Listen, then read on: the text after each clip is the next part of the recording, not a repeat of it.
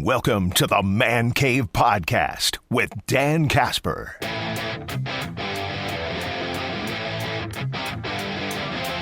Let's talk a little draft.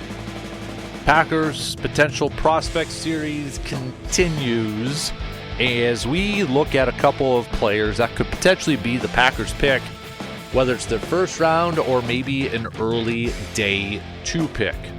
Again, depending on if the Packers move up and down a little bit on the draft board. We don't know how it's all going to shake out. I think it's safe to say that Goody is going to be moving around the draft board. It just depends on what round and where. So with that, we've obviously been doing this for, a couple weeks now. And we'll do it leading up to, 2 weeks from Wednesday will be our final one because we're going to be in Green Bay on that Thursday of the draft, getting ready for the first round of the draft. So we've highlighted offensive linemen. We've highlighted defensive players like corners, defensive linemen, edge rushers, wide receivers, et cetera, et cetera, et cetera. And today we've got another defensive tackle and another wide receiver. We're going to take a look at Kenneth Grant from Michigan and Luther Burden from Missouri. So let's take a look at these two guys. Let's start off with Kenneth Grant. Shall we? Let's start off with him. Defensive tackle from Michigan. This is a guy. Now, if you do your research, whether it's looking up scouting reports or you're looking at film of him, he is the common theme that you're going to find with him is if he could just play with the same style every single down. Like, he shows glimpses, and he shows some great stuff. It's just the consistency factor with him. Because when he does show, when he's at the top, playing at the top of his level, he's pretty darn good. It's just the consistency has been the issue with him. That's kind of the common theme you find with Kenneth Grant. Here's what Daniel Jeremiah had to say about Kenneth Grant. He does list him in his top 50 prospects at number 30. Grant is a massive defensive tackle with intriguing quickness and power. He's very much a work in progress as a pass rusher. He flashes quick, violent hands to club swim for wins, but far too often doesn't have a plan and stalls out. He hasn't learned to harness his strength to bull rush and consistently collapse the pocket. That should be at the top of his agenda this coming season. He's a very dominant run defender. He easily holds the point of attack despite playing with a high pad level. I love his effort and awareness to chase down screens. If you want to see what Grant is capable of, watch Michigan's game against USC from the 2024 season. His upside was on full display that day. Unfortunately, he couldn't bottle that performance during an up-and-down season.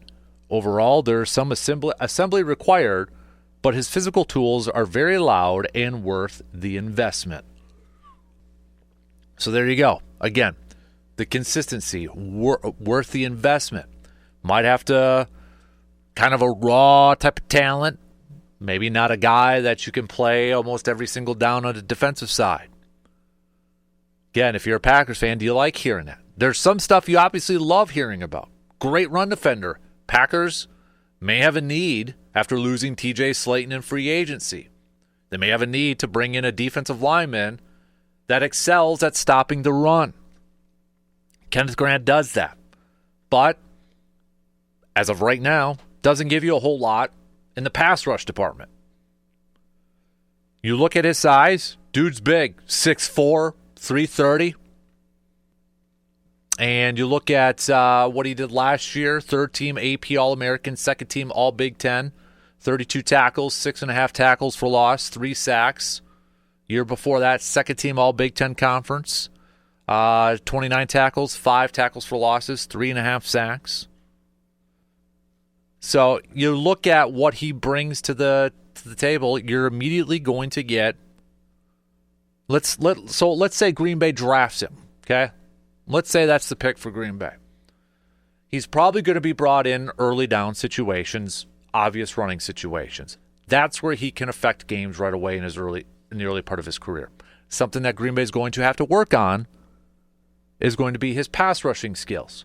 So if they bring him on, he's probably not going to be a guy that you could count on to help improve the pass rush, which we know is a big must for Green Bay, that they've got to get better in the pass rush department. But that doesn't mean that they should overlook their need to fill in the void left by Slayton to help stop the run. That's a void right now. But the thing is, or the thought out there is, could they find that guy maybe a little bit later on in the draft? Do you necessarily want to draft a guy early that is probably playing one or two downs, your early downs, your running downs, until you can develop him into, or you can develop his pass rush game a little bit more? Is that worth the pick that early on? He's probably worth a pick that early on to a team that's got incredible depth at that position. Philadelphia, for example, like that, Philadelphia, or a team that's got maybe like the Vikings, right? They invested a lot in their defensive line this year. They could bring him in to help stop the run while they develop his pass rush. Green Bay is the tricky one. They've got 4 first-round picks on their front, but they need better production at the pass rush department, but they also kind of have a need to, with Slayton gone, that they got to have that guy that could clog up the running lanes. But inconsistency. He's a freak tester, freaky athlete, got a lot of intangibles. He's got some athleticism about him, but you might still have to mold him a little bit more.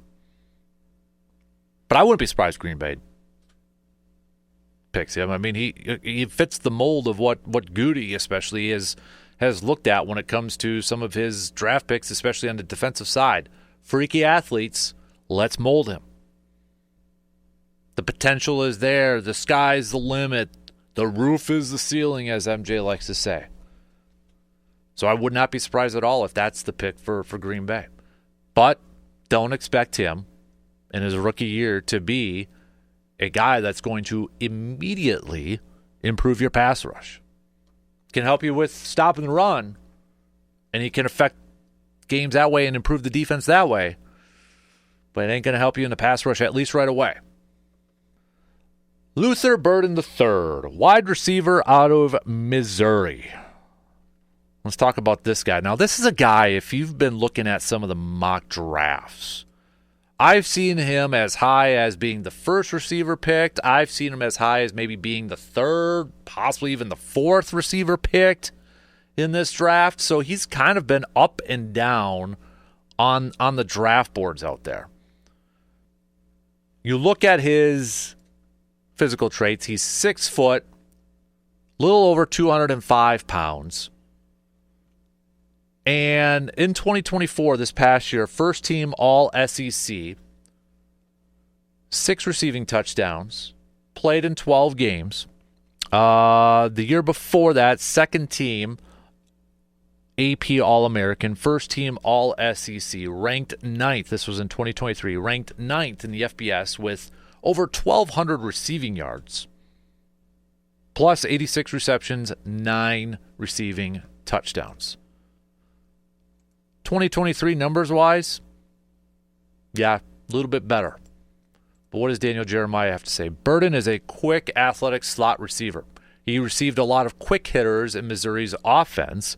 He excels on underneath option routes that allow him to combine his feel to create space and his suddenness to generate yards after the catch.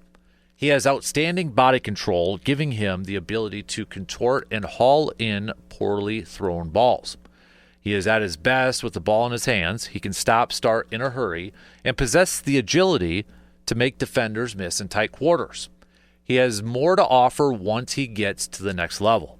When given the opportunity to work down the field, he can tap into another gear and track the ball smoothly. Overall, he's a fun player to study and reminds me of Stephon Diggs coming out of college.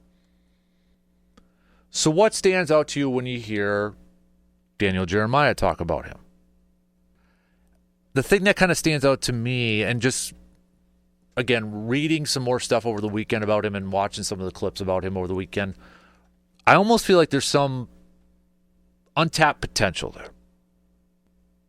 I feel like there's, I don't necessarily, Daniel Jeremiah is 500 times smarter than me. But I think when he says athletic slot receiver, people just automatically assume strictly slot receiver. I think he has more to offer than that. I don't think he is just straight up your typical slot receiver. You line him up in there, and he stays in there. I think he has a little bit more to offer than that. I've seen a few different player comps. I've seen Garrett Wilson as a player comp. I've seen Amon-Ra St. Brown as a player comp. I've seen Jerry Jeudy as a player comp. I don't view those guys as just straight up slot receivers. So I feel like there's potentially some untapped potential with Luther if he's put into a different style of offense than what he had in Missouri. As Daniel Jeremiah said, quick hitting offense at Missouri. Quick throws, getting the ball in his hands right away and letting him get to work. And that kind of reminds you a little bit of an Amon-Ra St. Brown type of player. Getting the ball in his hands right away, letting him work across the middle of the field, and letting him make some plays and creating that yak, right? So, and again, I'm not trying to say Luther is the next St. Brown. But if they've got similar play styles and skills, St. Brown would work within this Packers offense, right? And I don't view St. Brown as just a straight-up typical slot receiver. Yeah, he plays a lot in a slot, but he can also line up on the outside and do a lot of different things. St. Brown would be awesome in this offense. I think a lot of us would agree with that. So I think he's got more to offer than maybe what we saw within the style of offense he played at Missouri. I like the stuff that we hear about him, especially when it comes to body control. Able to contort and haul in poorly thrown balls. We know Jordan Love isn't the most polished thrower of the football in the NFL. Not saying he's awful, but I mean, the last couple years we've been like, dude, don't throw off your back foot. You know, there's been some throws like, dude, what are you doing? That's not a very good throw. Tight throws, right? Well, you got a receiver here that has success in those type of situations. And if you can get him the ball in space and really utilizing the middle of the field, this is a guy that can move the chains for you. But again, when it comes to these wide receivers, when it comes to Green Bay, I'm curious if Green Bay does use an early pick, whether it's day 1 or day 2. I'm really curious to see how Green Bay, or what type of receiver they look at. Are they going to look at the bigger receivers, the 6'3s, the 6'4s, because they want that outside threat, that deep threat, the 50-50 contested catch type of receiver? Or do they want the receiver, you get the ball in his hands and let him make plays? I don't know if they have that. They may not. They may just like, we just want the best receiver, and we feel like any of these guys that we have high on our boards, we can fit them within our offense. We can find a role with them in our offense.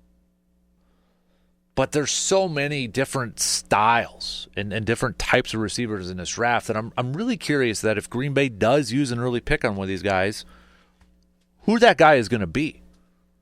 Because they all bring something a little bit different to the table, and they bring a unique, to quote Liam Neeson and the fantastic cinematic classic Taken, a unique set of skills. And being put in Matt LaFleur's offense, it'll be interesting to see how they're utilized. But I could definitely see Luther being that guy, being a pick for the Packers. When you hear slot, don't just pigeonhole him as like, oh, well, he's just slot. He can't do anything on the outside. No, don't pigeonhole him that. Okay, because again, the player comps: Stephon Diggs, Garrett Wilson, St. Brown, Jerry Jeudy. Do you pigeonhole him in that? No, you don't. Not saying that he's going to be any of those guys, but if that's the player comps that are out there for him, I wouldn't mind having any of those receivers in our offense too, and I don't think a lot of Packers fans would bat an eye at that either.